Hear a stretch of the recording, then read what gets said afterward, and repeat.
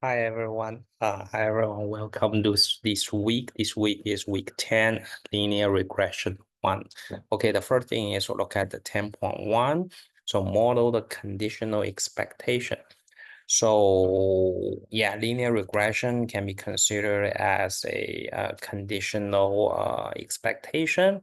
And the formula is y, which is your dependent variable, or called the target, equal to beta 0 coefficient plus beta 1 times your x1, which is your first independent variable, plus beta 2 x2 independent variable. You can plus beta 3 x3 plus epsilon. Epsilon is a error term, or called residue. So the epsilon will follow a normal distribution with zero mean and a variance, and the variance is the smaller the better. So if it's smaller, then the estimation based on the independent variable to the target dependent variable y will be more accurate, so the error will be small. So overall it is. Okay, now let's look at other topics. So interpretation of the coefficient beta. So here is an example of earnings equals to beta 0 plus beta 1 plus education plus beta 2 working experience plus beta 3, then tenure plus a error term.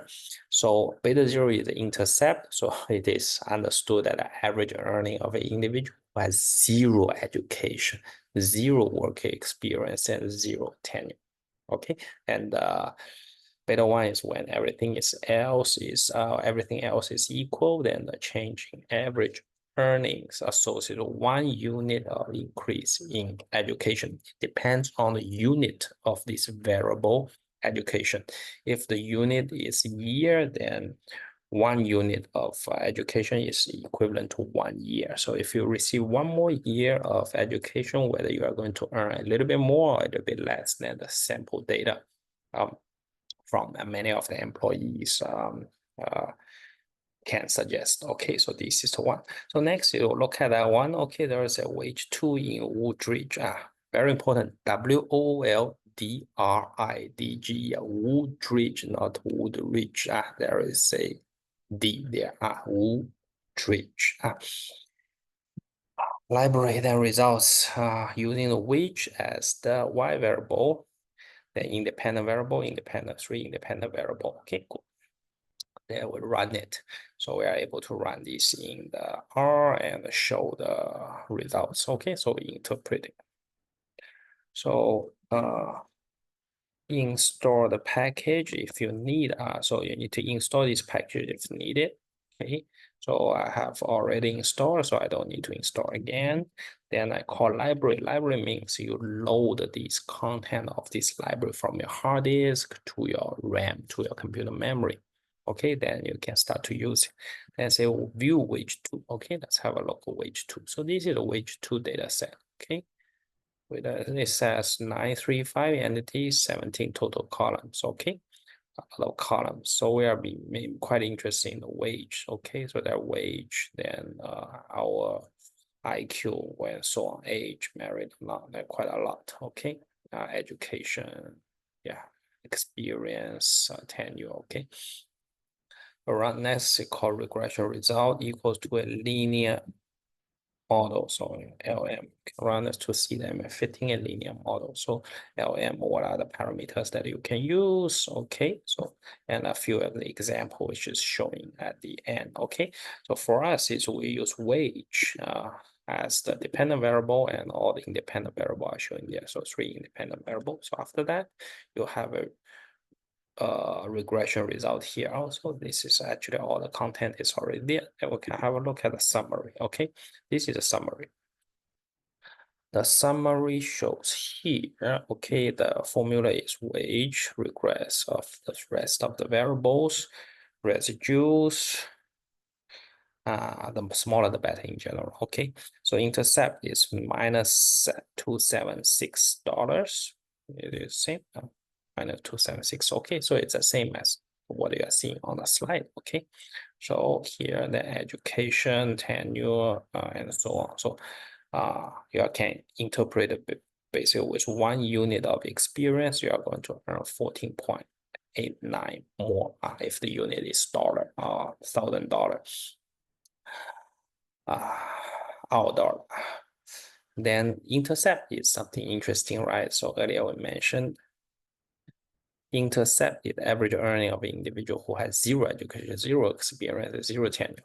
If you have all zero, you are actually not earning, you are owning the company minus 276. You can think this way. Let's say I'm a company, I'm going to hire a employee, and this employee has zero education, zero experience, zero tenure. Then I would say perhaps you come here to pay a tuition fee, and I will teach you how to perform this job. So before you actually earn money or enter into this job, you are in debt because you know nothing, and you need to pay to the companies for the company to teach you how to perform the job. So you can interpret this way, and yeah, it's quite reasonable to align with the real world. Significance code, the p-value depends on the p-value. If the p-value is very, very small, that's highly significant. If it's in 0 to up to 0 0.001, 0.01 to 0.01, that's 2 stars. Okay, so here is 0.009, higher than 0.01, but smaller than 0.01. Then you get 2 stars, and so on. Okay, so the more stars you have, the smaller the p-value and the more significant the coefficient is, not the variable. So this p-value is attached to the coefficient. The p-value is not attached to the variable of education or experience or tenure. It is the coefficient. It is a p-value for the coefficient. Basically means whether this coefficient is reliable, is significant or not. If you are observing that, say the p-value is very large, that means this coefficient is not reliable. If it's very small, then it's reliable. Okay. Yeah, okay. So that's what we have covered here. So what is this about? Yeah, then we'll move on to the next one, the 10.5. So this is about the category variables. Yeah, we can code category variables using dummy variables, using 0, 1, or using a vector. So here is an example. So we also have the one more category variable is whether female or male. Okay, so adding to the earnings regression. And what is coded here? Female equal to 1, and male is equal to 0. So we're going to call this function again, and we'll add a female and a male. Okay, I will have a look, female and male, which is here. Okay, here, category variable with 2 levels, male, female, binary variable. So library view the which female or male, so it's an integer, either 0 or 1. And next we regress here, add a female variable. Then we show the summary result. Okay, so we have a look. We can also have a look what is the type of the female called integer. Okay, so female. Okay,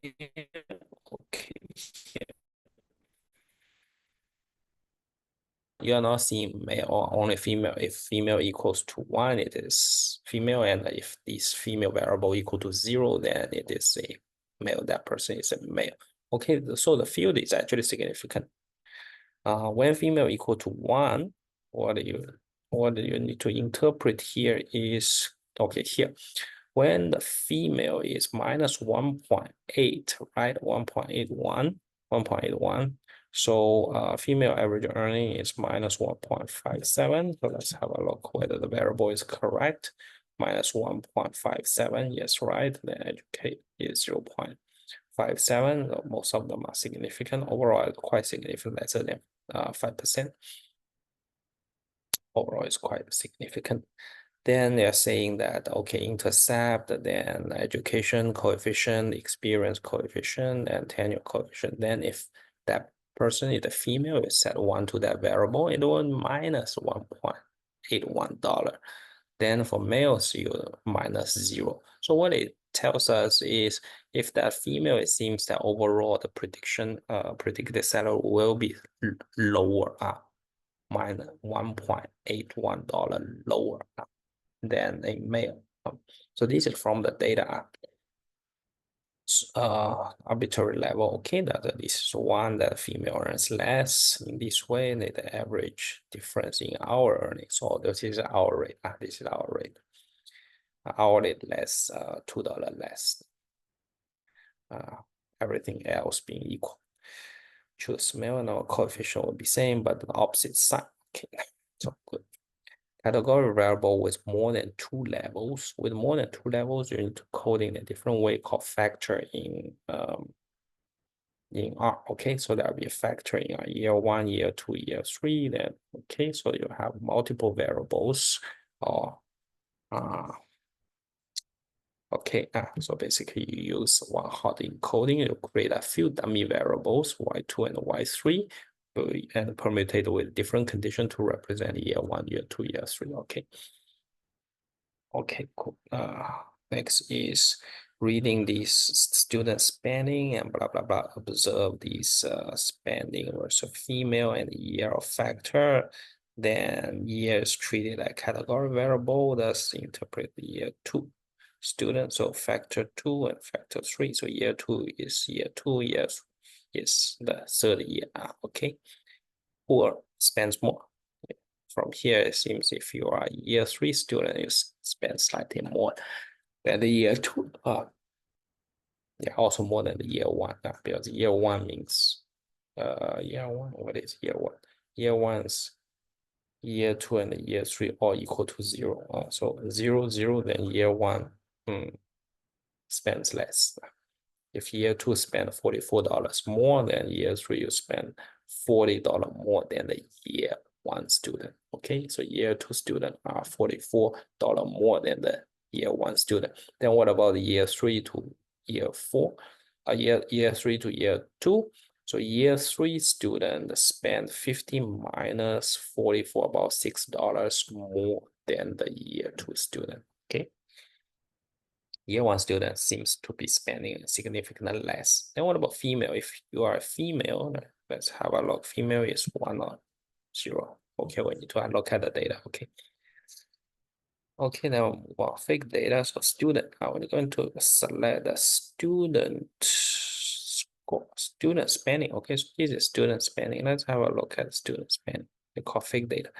X spending female year, female 1 or 0. Okay, 1 is female, 0 is male. Okay, 1 is female, 0 is male, and you have spending, you have year. Okay.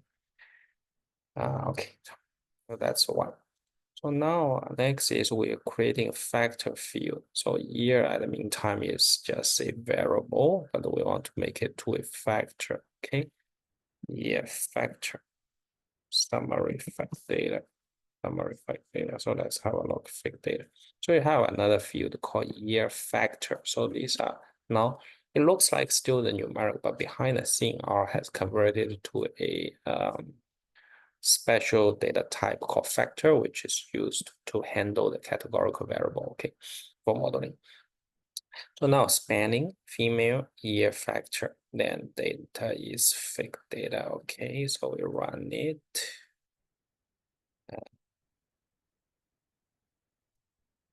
Okay, so here you're actually seeing when you're calling this summary, you are seeing that year is a numeric, it's an integer, so it has a quantile values, it has mean, median, and so on. But for the factor, they treat it differently. So for year 1 student, there are 39, year 2 student, 39, year 3 student, 39. So you times 3, you have 117 observations, 117 students. So after that, we'll call linear regression. Then we should display the coefficient and their p-values. So first, these two are significant. Then year 2 and year 3, these p-value pretty large. That means these two coefficient is not very reliable. So we can't convincingly say that year 2 student are spending on average $44 more than the year 1 because the p-value is so large that there might not be much significant difference across different years.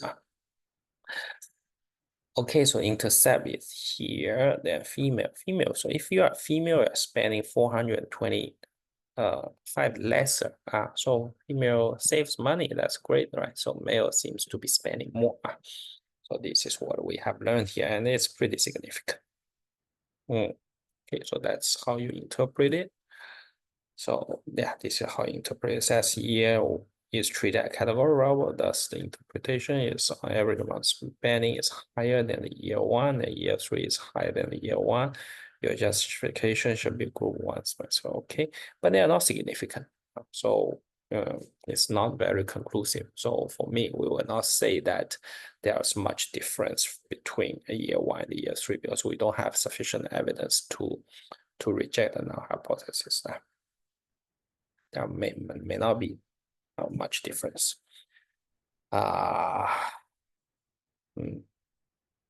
Year one, year two, year three. Okay. Next is what we see here. Load the fake data into the spanning, blah, blah, year. Okay, this time is we just treat it as a year. Let's have a look. Okay, so just use a raw variable year, which is a numerical one. So let's run it. Okay, treat it as a numeric and let's run it. Then you are seeing that if you treat year as a numeric variable, then the value is 25. So, and it's still not very significant. So basically it's saying that if you're treating year as a numeric variable, then year two, if you use 2, that means year one will spend about $25 on top of this baseline intercept there, because year one, you times 1. So year two, that'll be $25.34 more than the year one.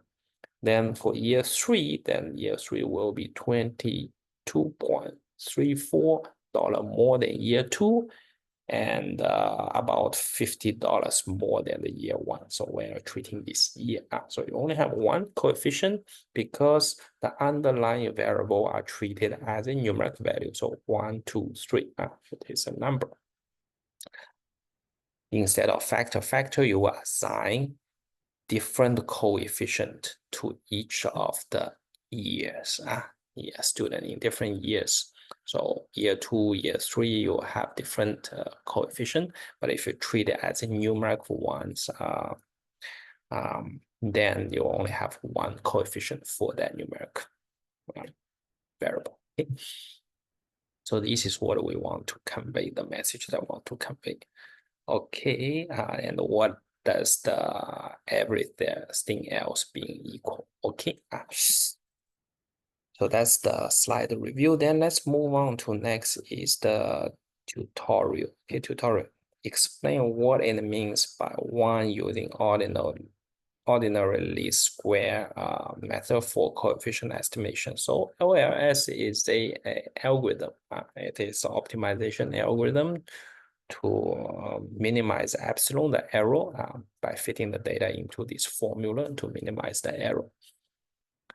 And then determine what is the beta 0, beta 1, beta 2, beta 3.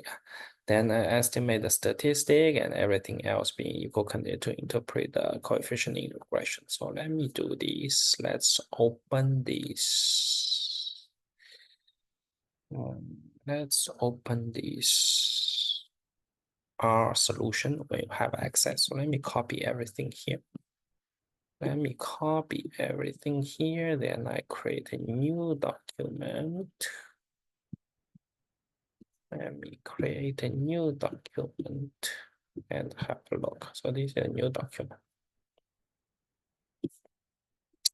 So for the first question, okay, no R code, so you do not need R code. Question 2 also do not need R code. So refer to the reference solutions to understand more about that. So this is an algorithm. Then we analyze how debt payment may be influenced by income, measured in $1,000 and the unemployment index. Okay, so in $1,000 of income, unemployment rate, the sample regression equation is here. Interpret the regression coefficient 20, 10, 0, and 0.6. Use the coefficient to predict debt payment if the income is 800 and the employment index is 7.5. So 20 doesn't mean 20 mean. So if there is zero income and zero unemployment, you are in debt about $20. For measuring $1,000 influenced by income. How the debt payment $20? Then 10 is if you are earning $1,000, then your debt will be 10 times $1,000. So yeah, $10,000. If you are earning $2,000, then it will be 10 times 2,000, 20,000 debt for that person. If the unemployment is 1 unit or 1% higher, then you are having 0.6 dollar more debt. Okay, so unemployment. Use this coefficient to predict the debt payment if income is this, and that's straightforward. Let's try it. Question 2. Oh, here it's here. So the predicted debt payment is 20 plus 10 times 80. 10 times 80 because 80,000, right? 80,000. So you remove the 1,000, you times 80. 80 times 10. 80 times 10. Okay, very good. So I think earlier we need to correct. So since it's measured in $1,000, if you're earning $1,000, you times 1, so $10. So in $1,000. If you're earning $2,000, then the income will variable here will be 2, and 2 times 10 will be 20. Okay. So this is the one. Okay, so we have 10 times 80,000 plus 0.6 times 7.5 unemployment rate. So your total debt payment will be 824.5. Okay, so that's the one. So question 3. Sociologists believe that the crime rate in an area is blah blah influenced by the poverty rate and the income. Poverty rate and the income. The researcher hypothesized that the crime will increase with poverty and decrease with income. Increase with poverty and decrease with income. Okay, because crime rate blah blah, then poverty in percentage, the median income in $1,000. Okay, from 41 and blah blah. Interpret the slope coefficient of poverty. The poverty is 50 with a 1% of increment in poverty rate, then your crime will have 43 more cases. So that's one. If you have 1% lower the current poverty, then you can reduce 53 criminal cases. So that's a sort of important for poverty, right? So for poverty rate increased by 1%, the average crime rate predict to raise. This is 53.23 in per 10,000 residents. Okay, they're holding the income constant. The second, the crime rate. Okay, the second one is predict the crime rate in the area. Poverty of 20, median income of 50,000. So 20% will become 20 put there. Then the median income of 50,000 will have 52 times this 4.93. Okay, so this is the intercept and then the coefficient for poverty and the coefficient for the income. Okay. Then these are the number of crimes per 1,000 residents. Okay, so the value is 1,010 or 1,010 per 100,000 residents. It's pretty high, pretty high. Then question 3 is in terms of statistical influence, which coefficient is significant? You look at the p-value. P-value is small is significant. P-value is large or greater than 50%. That's very large. So intercepted and income's coefficient are not statistically significant. Basically, we can't trust these two numbers, 4.93 and 301, minus 301. So this is question 3. The only poverty is significant positive associated with a crime. So basically means poverty increase, crime increase, poverty decrease, crime decrease because they have the same sign, Income is not statistically significant. Yes, right. Yeah. The result indicate that crime rate increase with poverty. That we have seen. I've seen this. I've seen from here. Poverty. Yeah, I've seen here. Seeing this formula. Poverty 53.23. But crime rate decrease with, but not crime rate decrease with income. It is first not statistically significant. You can't conclude it because the researcher has suspected or hypothesized that the median income decrease with income will increase the crime rate.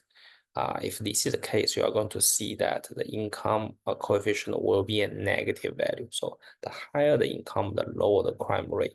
But what we are seeing here first is a positive value. Second is this value is not reliable. So whether positive and negative, it is not that reliable. Okay.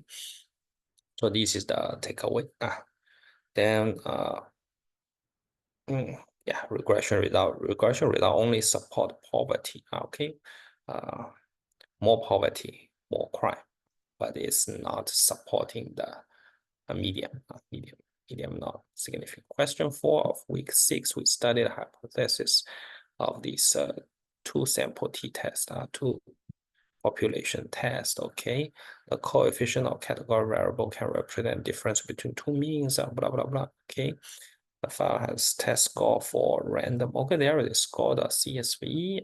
Okay, so there's a female student and male student. So we want to find out whether being a female you're likely to score higher or lower. Okay, so let's have a look.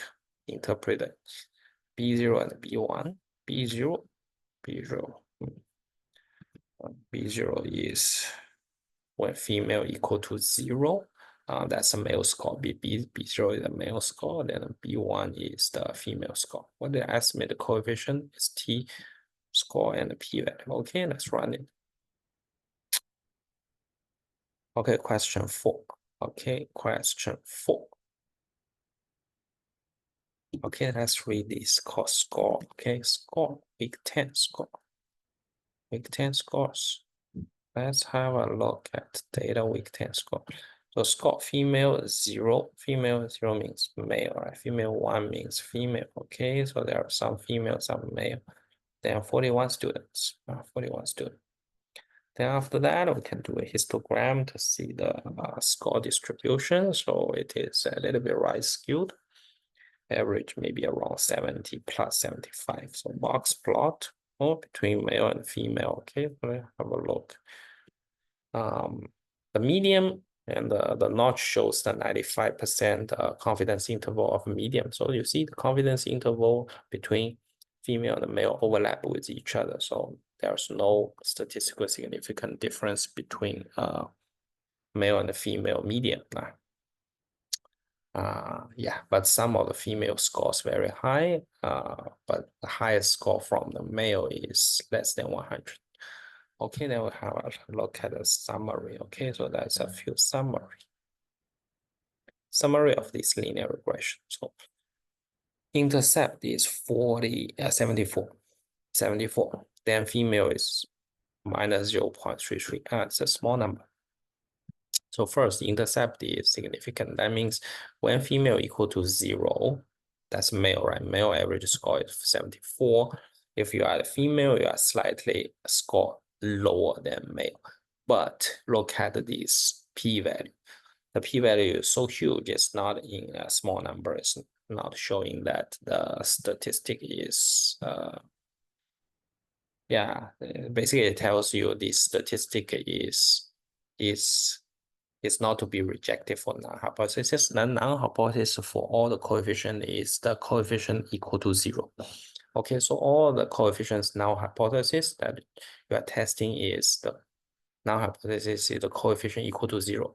When the coefficient equal to 0, what does that mean? It means this variable has no use. No matter how much your variable changes, the impact the influence from that particular variable, so female, male in this example, has no impact, zero. Everything times zero becomes zero. So zero impact to the final outcome, which is the score, okay? So that's the null hypothesis. If your p-value is very small, it goes to rejection zone, that we reject the null hypothesis. Then we accept the alternate hypothesis, which is the coefficient is not statistically equal to zero. Okay, so here it is showing you that this coefficient 74 is not statistically equal to zero. So it is significant, it is useful. Then this one tells you, okay, the coefficient of the female, which is lower, on average 0.3 marks lower than male, is not statistically significant. Basically, this coefficient is almost equal to zero, basically saying that it is zero. So if that is zero, that means there's zero difference between the female score and the male score. Okay. So that's how you interpret this. Then what is next? Okay, t-score and p-value for female. Okay, we just explained. So 5 in a study intend to test the degree to which a CEO salary depends on the company's sales, the main industry sector of the company. The data used are CEO salary 1 in package Woodridge, blah, blah, blah, salary, the annual salary in thousands of dollars. So when you're doing data analysis, it's actually quite important for you to understand all those units. In general, you need to have a data dictionary first for exploratory data analysis. Now you need a data dictionary. Industry, finance, construction, production, utility, these are a few of the industries, okay, or sectors. Indicating sector of the company, industry, manufacturing, financial, consumer, and so on. Sales are in $1 million. So estimate this regression. Use sales and all sector variable as an independent variable. For the sector variable, use the industry as the base group. So these are all categorical variables, okay. So let's have a look. Next. There are some optional things. Try 2 sample test. Okay, female and male. Okay, so basically we're trying to test female equal to 0, that means male. So basically we'll compare the male score with the female score. Male score and the female score, then the p-value is so big, so we fail to reject the null hypothesis. Alternative is true difference in me is not equal to 0. Then the null hypothesis, the true difference in me is equal to 0. So the true difference between male and female is 0. So that's a null hypothesis. We fail to reject that. Okay, so yeah, so you also see the 95% confidence interval of the difference between male and female is in this range, and 0 is within this range. 0 is inside this range. One is negative value and another is 7. So that's the range that 0 is somewhere here. So that means the 0 is within this confidence interval. 0 is not outside of this confidence. It's not in the rejection region. That's why, since this confidence interval covers this 0, the null hypothesis, then we fail to reject that. If the 0 is outside of this confidence interval, then we have sufficient evidence to reject. Okay.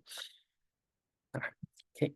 So basically, it says the male's average score is statistically equivalent to the female's average score. Okay. Okay, now we'll move on to 5. 5 is a Woodridge package. Look at the salary. So this is a CEO salary. Then we have a summary of it. Okay, so summary of it, you have salary as a numeric variable, PC salary, sales, role, and a few of the other industry, finance, construction, and so on. So, let's have a look. See, we have this, and then you can also assign it here. Data. This one, they have a look at this data. So this is salary, sales, and so on. So 209 entries, 12 total columns. So industry is a categorical variable. So first few are the industry 1, then the finance industry, Then after that, a few other industries, then construction, utility. So they take turns to get one as a value. So if there's a one for a particular sector, then that means that's employee or the CEO belongs or works in this particular sector. There's only one out of these 1, 2, 3, 4 fields. Okay, summary after that, we'll do a little bit box plot salary by industry. Okay, let's look at a bit salary by industry. Some are working in industry, some are not working. And then CEO salary, doesn't seem to be very a lot. Then next is finance and non-finance. It seems the finance one slightly higher, but not statistically significant because the confidence interval of the medium somehow still overlap with each other. If you don't see the notch overlap, it's obvious high and low, then it's statistically significant. For this one, construction and non-construction. So construction, manufacturing, production seems to be overall earning more than the rest of it. Oh, utility is very obvious. If you actually work in utility, that means one, you earn average lesser money than those sectors or those CEOs working in other sectors except for the utility. Now, it seems utility is not earning much. Then next is let's plot the sales and the salary. Okay, so here is the sales, amount of sale, and this is salary, sales and the salary. So the data are very clustered into the low end. Only very few are making big sales, and very few earning large salaries. And some salary. So one trick is to apply log to both of them. So once you apply log to both of them, then you basically squeeze all the high values to a lower value range, map to the lower value range. And you are seeing that's perhaps more clearer relationship. The next is we're going to run a linear regression. Dependent variable is salary, then all the rest is sales, finance, construction, utility. One thing they mentioned is use industry as a base group. So that's why we actually exclude it. So using the 3 field is enough. Finance, construction, production, utility, these 3 fields is okay. If these 3 fields has 0, 0, 0, then we know that it must be the industry. So we do not need to include one of the base variable. Okay, so let's run it. Then we'll look at the summary. Okay, so this is the summary. This is the formula we used, and this is the summary. Okay, so intercept, sales, sum up. There's quite decent values, but some are statistically significant, some are not. Okay, so construction and production, yes, are significant. Then the rest actually is not very significant. Okay, not very significant. Okay. Yeah, so that's the one. So you see this coefficient. So then you estimate the salary linear formula is 1035 times 10 power 3. So it's 1035 plus 0.01249, okay, times the sales, okay, then plus 237.1 times finance, okay, right? Then times the construction times the utility minus this utility. Look at the sign, okay? So this is the formula. Estimate the formula and state that now our hypothesis that implicitly tests for the coefficient of sales on CEO salary. Okay, what does the regression result say about hypothesis? So sales on CEO salary. Where are the sales? Sales is here. Sales is a small number. It's a pretty small number, and it tells you the p-value is pretty large. That means this sales number may not be very influential to the salary. So sales seems not very influential to the salary. Okay, so this is what you are seeing now. Okay.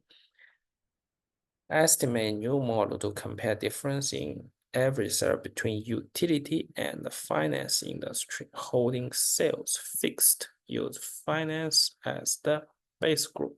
What does the regression say about the difference? So finance and utility. Okay, let's look at the third one. No, second one. Let beta 1 be the coefficient of sales. The test result p-value is pretty large. Do not reject at a comma significant level. Does this mean beta 1 is statistically equivalent to 0? Hence, sales has no statistically significant impact on salary. Beta 1. Yeah, may or may not. Okay, no linear relationship because that one only captures linear relationship.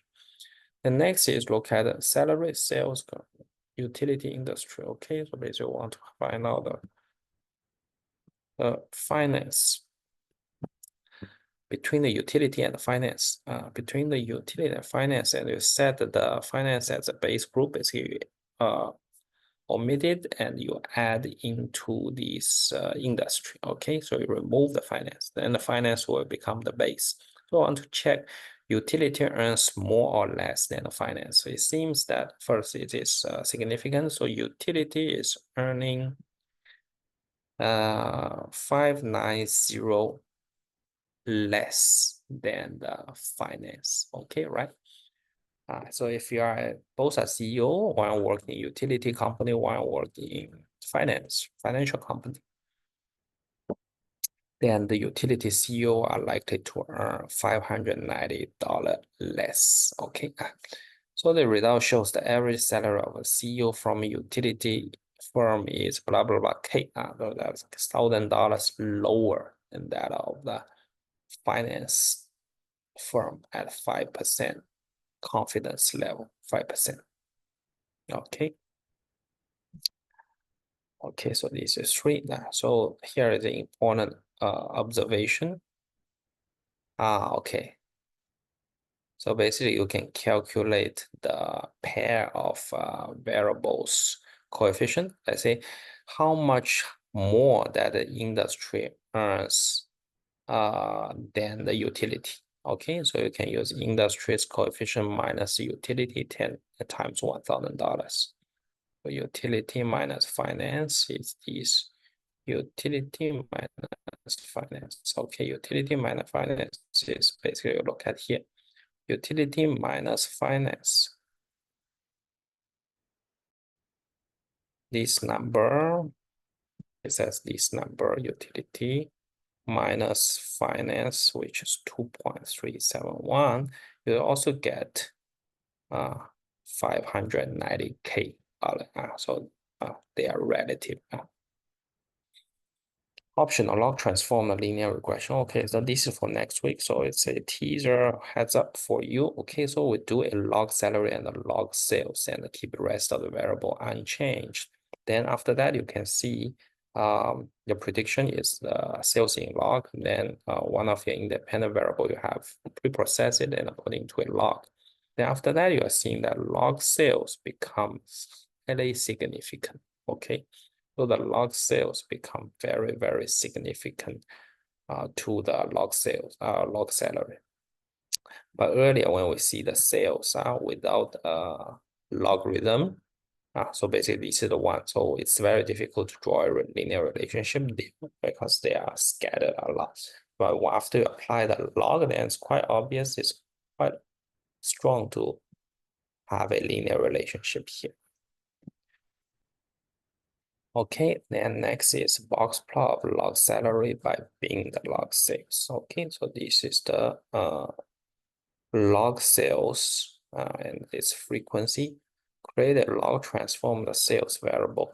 Okay, then check the distribution of summary in sales histogram of log sales. So yeah, it's a histogram of log sales. Define being boundary, and so okay, we just have a look at this box plot. Okay, so basically this is showing the box plot. Being the log sales and this log salary. So it's quite obvious when you do more sales, your salary is higher, higher, higher, and get higher than yeah, 0 to 7,000 sales, then it is the salary is lower. Then if you do more sales, then the salary go higher. So this is what we want to show to you. Question 6, you use the data set attend in the package. Now, then see the variable, estimate the coefficient of regression model, examine the significance of coefficient. So term GPA equal to student attend that one, then prior or prime GPA, prior GPA, and from school. Then let's have a look. Question 6, the attend data set. The attend data set. Okay, so data is this. Attend, let's have a look at 10. Attend, you have term GPA, GPA to for term prime GPA, cumulative GPA prior to term, okay, prior to term. One means if freshman, okay, fresh to school, freshman.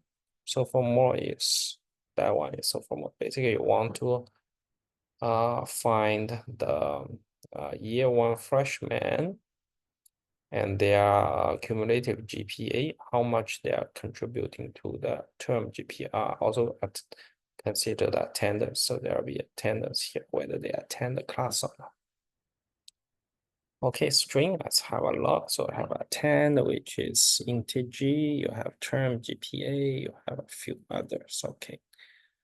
So data attend the term GPA. So these are the GPA of the term. Okay. After that, we'll do a little bit plot. Okay. So plot attendance versus term GPA. So number of class attended from 5 to 30, and what is your GPA? So it's quite obvious. It's a linear relationship. The more that you attend a class, it seems that your GPA is higher. Okay, term GPA is higher. Second one is term GPA and previous cumulative GPA. So previous cumulative GPA, if you are high, you're also likely to be high on these terms. So there is a linear correlation between your past performance and your performance in this current term. Okay.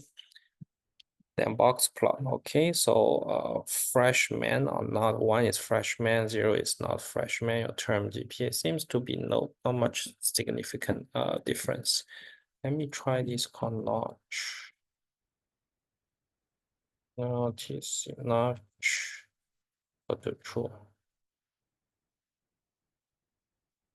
Okay, oh yeah, if notch equals 2, yeah, there seems to be a little bit if you are not a freshman, more means freshman, your term GPA is slightly lower, but maybe you are getting more experience to this university life, then your term GPA goes higher. It looks statistically higher. Say 95% confidence interval for the median. Then regrets the attendance prior GPA freshman or not. Let's run it. What do they say? It says you have this coefficient, okay, and then let's look at how significant they are. So first one is that significant, yes, good. So if you do not attend the class, intercept means 0 attend the class, 0 prior GPA, and not a freshman. Then this happens, your current GPA will be minus 0.42. Basically, it's very low, very bad. You don't earn. Okay, then prior GPA also important. Attendance class attendance important, but particularly significant. for the term GPA. So yeah, so this is the interpretation. This is the interpretation, and this is the entire formula for the linear formula to predict the term GPA for the student. So next, in max 32 class can be attended. So look at the max value. Everything else, what is the difference in average between a student who attend all class and student never attend a class? This is 2, right? This is 2. Question 2. Yeah, max. We know that total number of class is 32. The estimate difference in the average GPA is 32 minus 0, then times 0.05. Okay, 1 point. Estimated difference. Put estimated difference. Never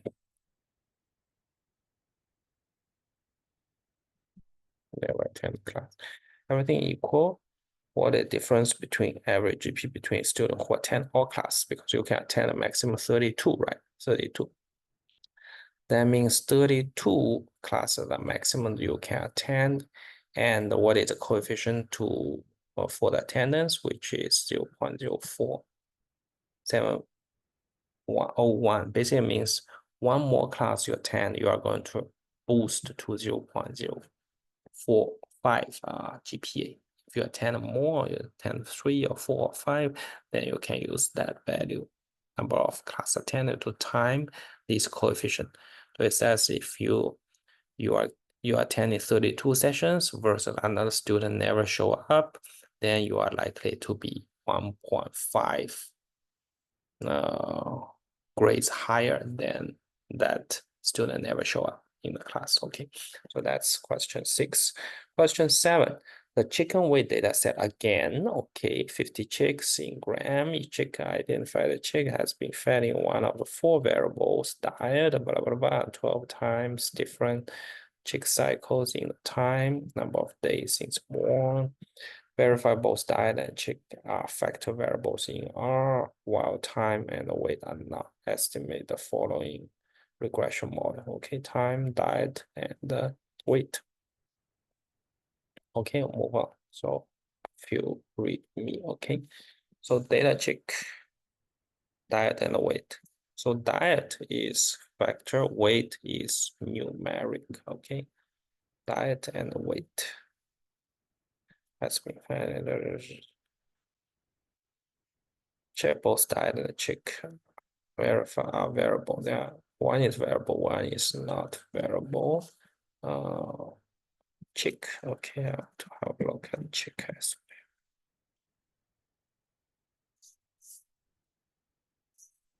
Check as well.